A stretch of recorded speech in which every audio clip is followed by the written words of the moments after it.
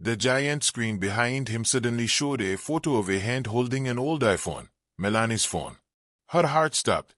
We need to rescue this poor woman from those hazards. Winston laughed, generating waves of laughter. This relic doesn't belong in our future. The audience roared with approval. Melanie watched in horror as the began trending on the social media feed displayed in the waiting area. Next up, believe it or not, is the owner of that antique. Let's see what technological breakthrough she's brought us from the past. The mockery was a physical weight, pressing Melanie toward the exit. Her fingers found her phone, tracing the familiar crack across its screen. She nearly turned to leave when it vibrated with a message. It was a group text from her students back in Nebraska. You got this, Ms. Davis, with a dozen heart emojis. These kids had stayed after school for months, helping her test and refine her idea. Their belief in her had never wavered. Melanie straightened her shoulders. She hadn't come this far to run away. As Winston left the stage to thunderous applause, Melanie's turn grew closer. The backstage area buzzed with whispers and glances in her direction. 3 minutes, the stage manager called. Melanie's mind flashed back to her classroom in Obda. The moment that had started it all, watching her student Emma help her grandmother set up a new tablet. The frustration on the older woman's face, the tears of helplessness. Why can't they make these things for people like me? Emma's grandmother had asked. That night, Melanie had sketched her first design on a yellow legal pad. Not another simplified senior app with infantilizing big buttons and limited features.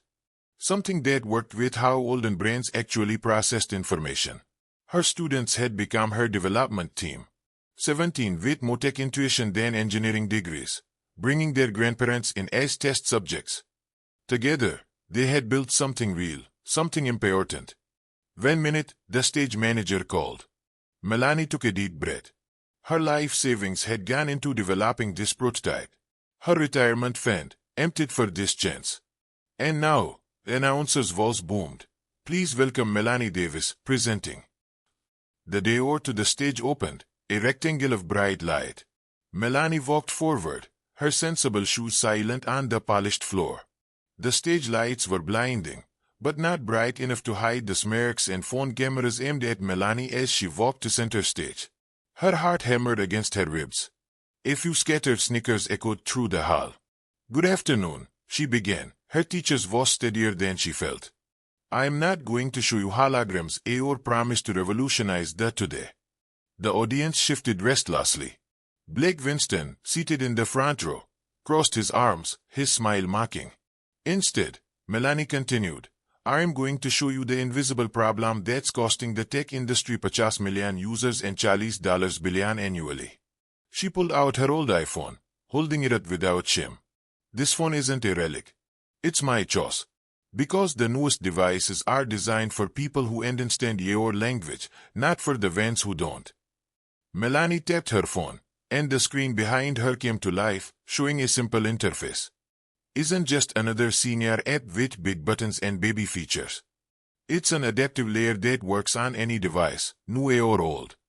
She demonstrated the interface, showing how it learned from user behavior, adapting to cognitive patterns rather than forcing users to adapt to it.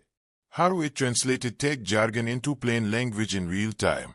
How it made digital life accessible without sacrificing dignity. Percent of Americans overpass it on smartphones, but half of them use less than 5 apps. Not because they can't learn, because we've designed technology that ignores how they process information. The room had gone quiet. No more sneakers. No more cameras. In testing with those seniors, increased tech adoption by teens so 40% and reduced frustration by 80%. My users didn't just use more apps, they enjoyed using them. Blake Winston's smile had disappeared. His team was whispering urgently in his ear. This isn't just about seniors, Melanie concluded, her voice gaining strength.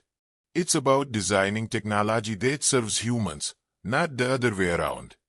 As her timer hit 5 minutes, Melanie finished simply, Thank you for your time.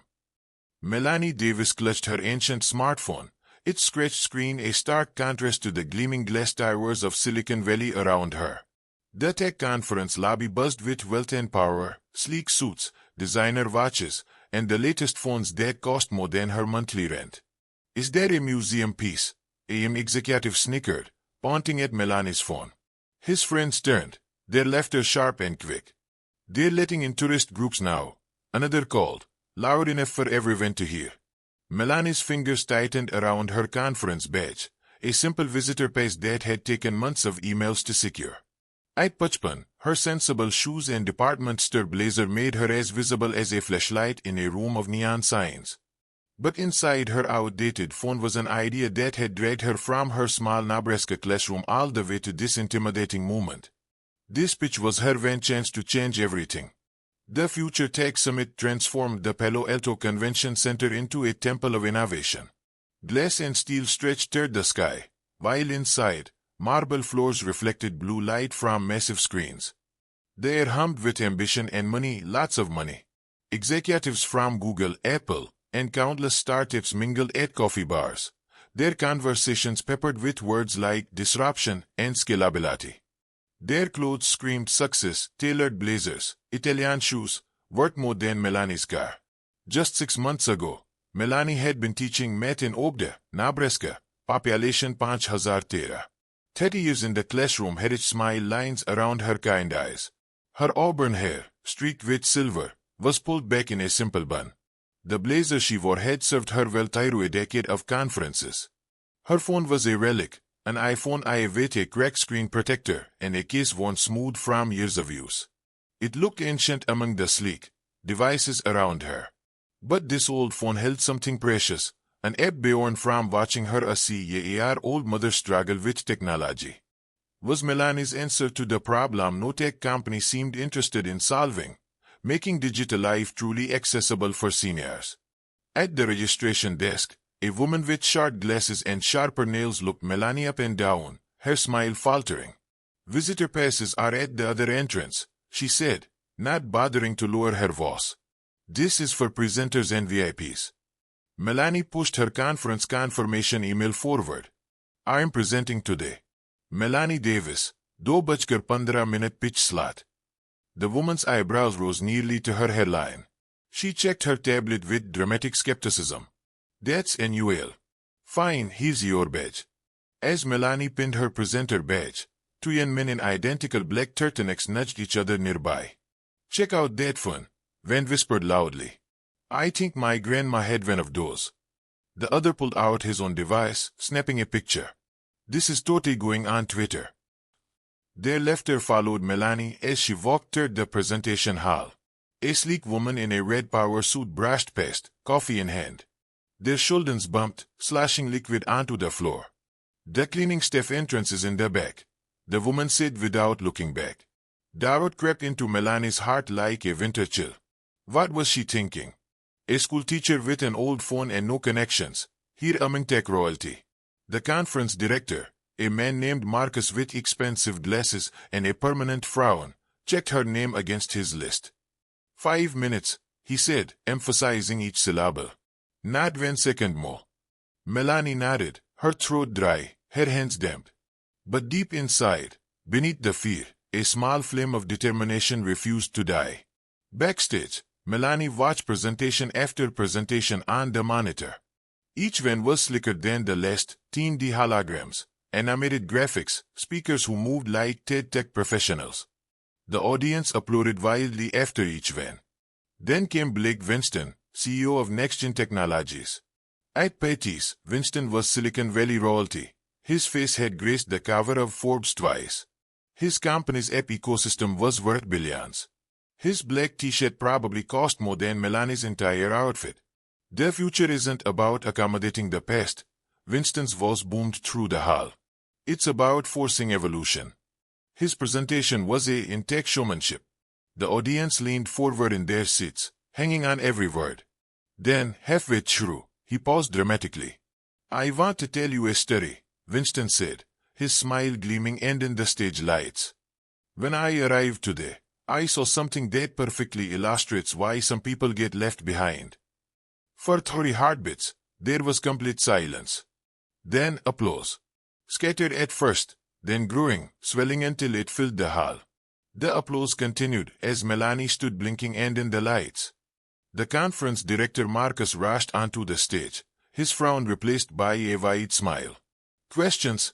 he asked into his microphone, breaking protocol. "We'll take questions for Ms. Davis." Hand shot up across the room.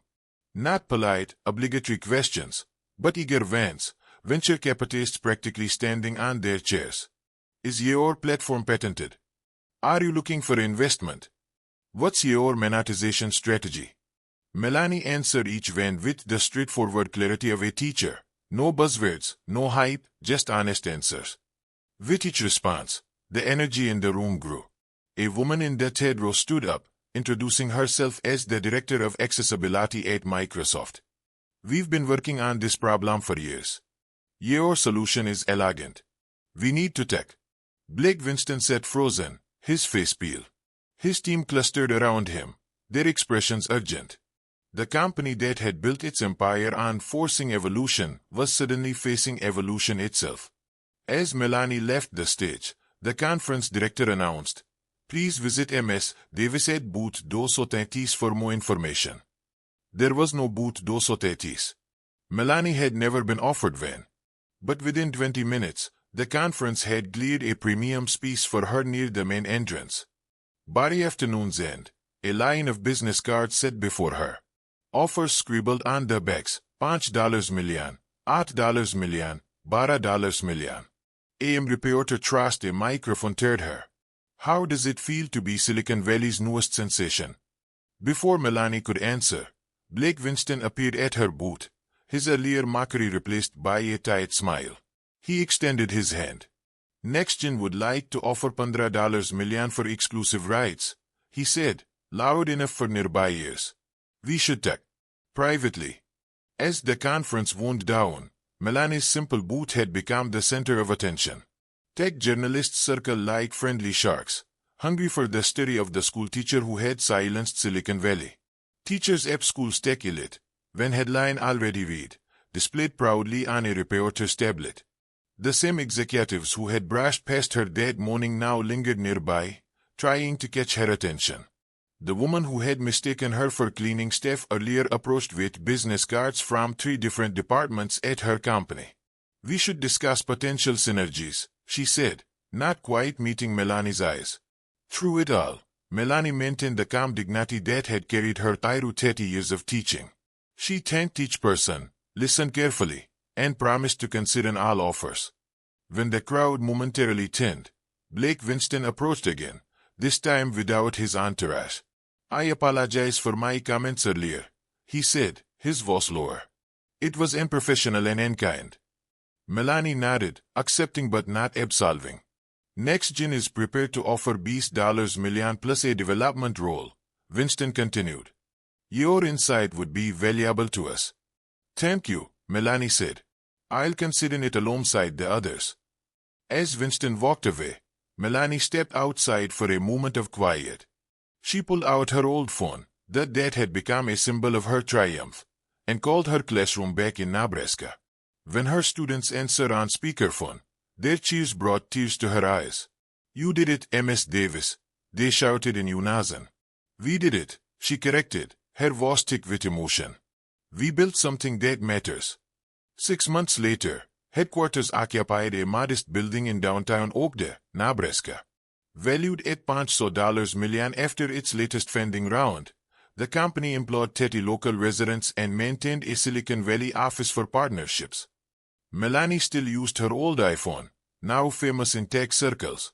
"It reminds me why we started," she explained to visitors. The foundation, funded by a percentage of company profits, provided technology education to seniors across the country. Classes were often taught by students, bridging generational gaps through shared learning. In her office vents the science lab of Oakdale Elementary, Melanie met with her executive team. Former tech giants now reported to a school teacher, bringing expertise without the arrogance that had nearly cost them the future. Blake Winston's NextGen had become a partner rather than an owner, integrating interface into their products after their own initiative failed to match its effectiveness. But Melanie's favorite moments weren't in boardrooms or investor meetings. They came in community centers and libraries, watching elderly hands navigate digital worlds without fear or frustration. Like today, as Banwe, year-old Walter Jenkins, he's in Australia for the first time, his weathered face lit with joy. It's like the screen understands me, he marveled, instead of me trying to understand it. Melanie smiled, her simple victory more powerful than any Silicon Valley mockery. She hadn't just built an app worth millions, she'd built a bridge between people and the technology meant to serve them. Her old phone buzzed with messages from investors and partners, but those could wait. The real measure of success was right here, in Walter's smile as the distance between generations disappeared, one step at a time.